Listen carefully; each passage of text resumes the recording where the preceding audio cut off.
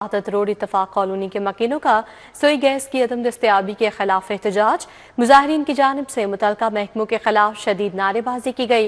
मुजाहिरीन ने gas cylinders और तवे उठाकर एहतजाज रिकॉर्ड करवाया। जब से सर्दी की शिदत में इजाफा हुआ गैस गायब है। मुजाहिरीन ने यह शिकवा किया है। मजीद कहते हैं कि हुकूमत की जानिब से मुकर्ररा घंटों में भी गैस नहीं मिलती है। क्या मुतालबात हैं इनके, बताएंगे अबू बकर शेख, उनके साथ मौजूद हैं। जी अबू बकर।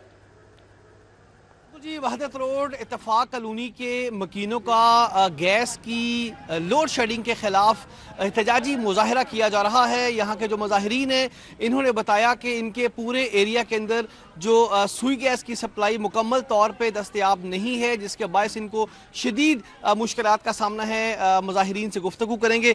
कब से जी ये गैस की सप्लाई मुअत्तल है और कैसे गुजर बसर कर रहे हैं अपना? हज़रात, ये मुश्किल गैस जब से सर्दी बढ़ी है, गैस की लोड शेडिंग में पहले भी वो मुश्किल हो रही थी, लेकिन अब इतनी ज़्यादा है कि लोगों के लिए दोपहर की रोटी बनाना, सुबह नाश्ता करना मुश्किल हो चुका है। स्कूल कॉलेज खुल चुके हैं, स्कूलों में बच्चों को भेजना मुश्किल हो चुका है। हुकूमत से मुतालबा है कि गैस की टाइमिंग तो पहले तय किए हुए हैं, लेकिन उन टाइमिंग में तो गैस दी जाए। अगर उन टाइमिंग में गैस नहीं आ रही और लोड शेडिंग हो रही है मुश्किल, तो लोग कैसे गुजर बसर करेंगे? जो बाजार से गैस लेनी एलपीजी जो है वो तो बहुत महंगी है, जो कि गरीब आबादियों में गरीब लोग जो है उसे अफोर्ड नहीं करते। बहुत शुक्रिया। मजीद मेरे साथ मुजाहिरीन मौजूद हैं। अपना गुजर बसर कैसे करते हैं? बाहर से खाना लेके आते हैं, क्या कहेंगे? जब गैस नहीं आती तो बच्चे स्कूल किस तरह जाएंगे?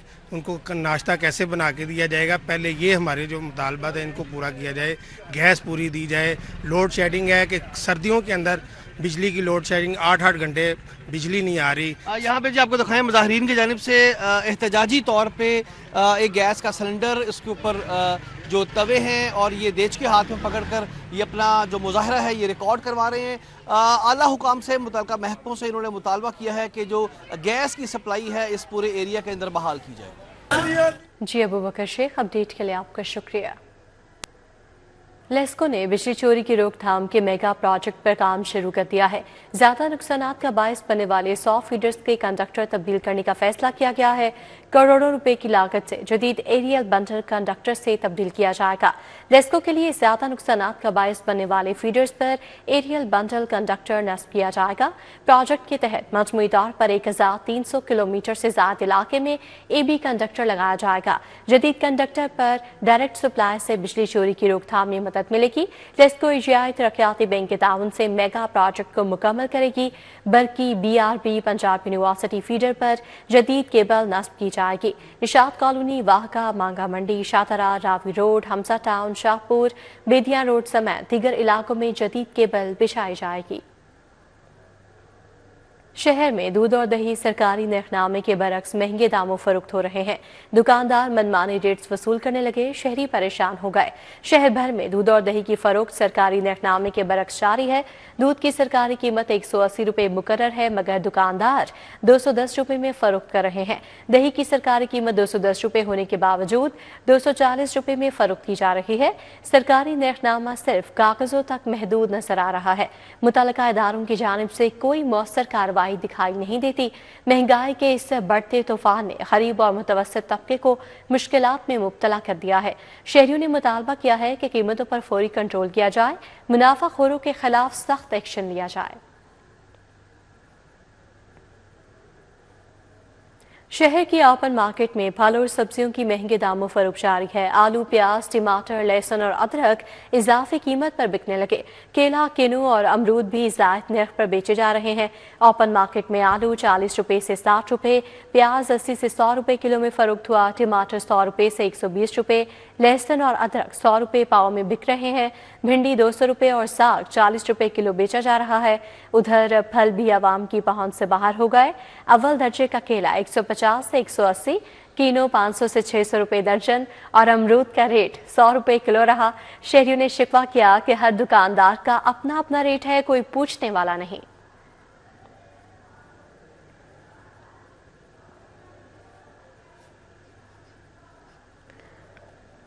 यहाँ आपको बताएं कि लाहौर डेवलपमेंट प्रोग्राम के पहले मरहले की इफ्तिताह की तैयारियां की जा रही हैं। 20 जनवरी से मुकम्मल होने वाले मंसूबों का बाकायदा इफ्तिताह किया जाएगा। हर इलाके के मुंतखब नुमाइंदगान मकामी मंसूबों का इफ्तिताह करेंगे। फेज 1 में गलियां, सीवरेज और डिस्पोजल स्टेशन बनाए गए हैं। इस हवाले से अपडेट करेंगे ताहिर जमील खान। जी ताहिर, बताइएगा। सूबाई दारकूमत लाहौर शहर की तारीख के सबसे बड़े तरक्याती पैकेज लाहौर डेवलपमेंट प्रोग्राम का अब पहला मरहला मुकम्मल हो चुका है और उसकी तैयारियां अब इस हवाले से शुरू होने जा रही हैं।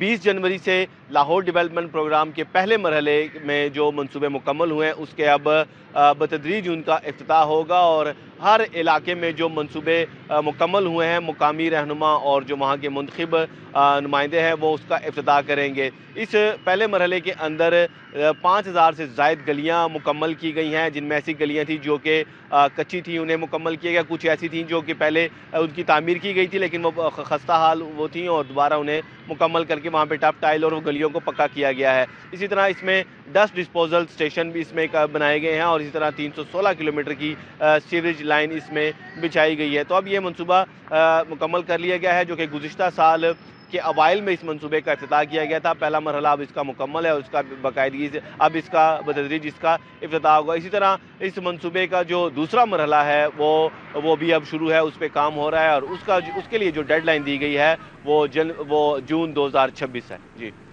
जमील, अपडेट के लिए आपका शुक्रिया। बसंत की आमद है और मार्केटों में कारोबार चमक उठा है। पतंगसाजी के सामान की दुकानों पर गैर मामूली रौनक है। बांस फरोशों के चेहरे खिल उठे, कारोबार में तेजी आ गई है। इस हवाले से अपडेट करेंगी अफशान इस्लाम। जी अफशान, बताइएगा।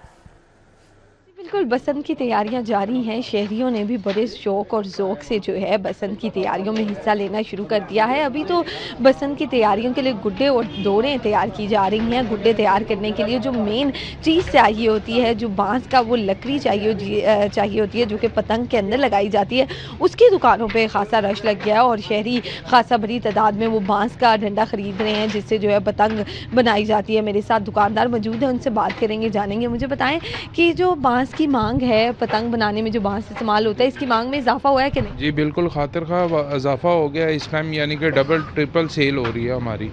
तो ये बांस एक्चुअली तो मल्टीपर्पज़ होता है, तो अभी तो ये अपना गुड्डी के लिए ज़्यादा इस्तेमाल हो रहा है। आप कह रहे हैं 3 गुना सेल आपकी बढ़ गई है बसंत की वजह से। अच्छा, आप हमें थोड़ा सा बताएंगे कि इस बांस को कैसे जो है कट करके पतंग में फिर लगाए? ये तो कारीगरी बता सकता है, लेकिन ये इसको इसी तरह ही चिराई करते हैं, फिर चिराई के बाद अपना पतंग में छिलाई वगैरह करके लगाते हैं। ये बिल्कुल उनका कहना है कि कारीगर बेहतर बता सकता है कि कैसे इसको तराशा जाता है, लेकिन इसको काट कर, इसको तराश कर जो है पतंग के अंदर लगाया जाता है और एक बेहतरीन गुड्डा या गुड्डी जो है तैयार की जाती है और बसंत की वजह से इस चीज़ की मांग में भी इजाफा हो गया है। जी अफशान इस्लाम, अपडेट के लिए आपका बहुत शुक्रिया। यहाँ आपको बताएं कि जाती उमरा फार्म्स में वज़ीर आला मरीम नवाज के साहबजादे जुनैद सफ्तर की दावत वलीमा का एहतमाम किया गया है। जुनैद सफ्तर ने ग्रे शेरवानी शान से ने सफ़ेद अरूसी जोड़ा से पसंद किया है। दावत वलीमा की तकरीब में 800 मेहमानों को मदऊ किया गया है। सूप, चिकन टम्पूरा, देसी मुर्ग, मछली, अमर तसरी मटन पुलाव और गाजर के हलवे से मेहमानों की तवाज़ो की गई है। वलीमे की तकरीब में वज़ीर आज़म शहबाज शरीफ, डिप्टी वज़ीर आज़म इसहाक डार ने शिरकत की है। और कौन कौन शरीक है इस दावत वलीमा में बताएंगे राव दिलशाद हुसैन हमारे साथ मौजूद है। जी राव दिलशाद। बिल्कुल जी, जाती उमरा में इस वक्त जो है वो जुनैद सफ्तर और शानते अली रुहेल की जो दावत वलीमा की तकरीब है वो जारी है।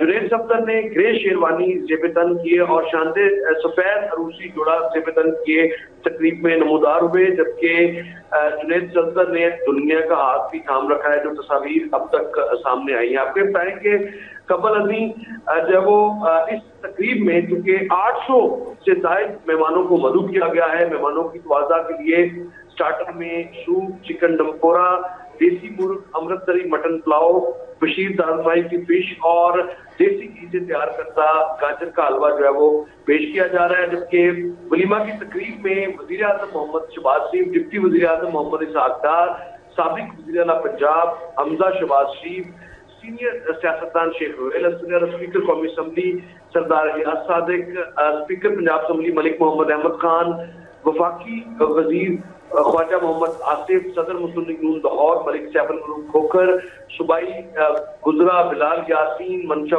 भट्ट, जबकि मुआवने खसूसी जिशान मलिक, मुआवने खसूसी राशिद नसरुल्लाह और इसी तरह से ख्वाजा सलमान रफीक, मशीर वज़ीर आज़म राना सनाउल्लाह खान, मियाँ मोहम्मद हनीफ समेत वफाकी और सूबाई गुजरा और अरकान कौमी और सूबाई असम्बली और अजीज़ो कारत की बड़ी तादाद शरीक है।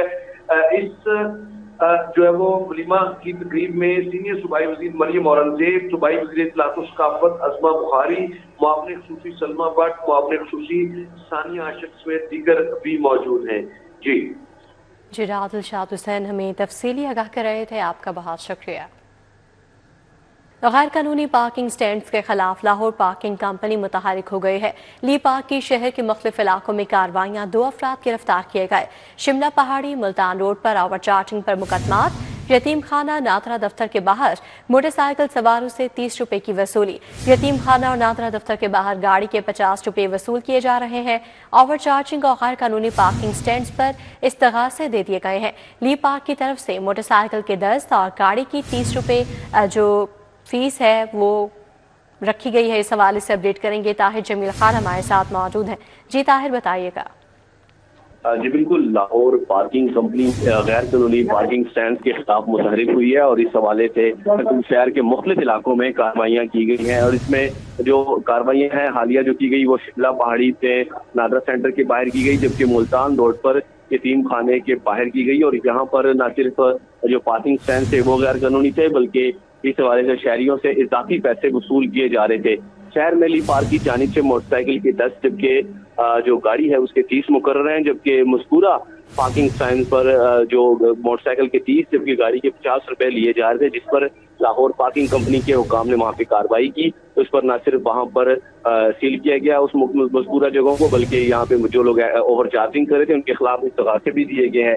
इस हवाले से सीओ लाहौर पार्किंग कंपनी नवीजुल इस्लाम विर का कहना है कि ओवर चार्जिंग और गैर कानूनी पार्किंग स्टैंड के खिलाफ जो कार्रवाइयाँ हैं तो उसका सिलसिला जारी रहेगा।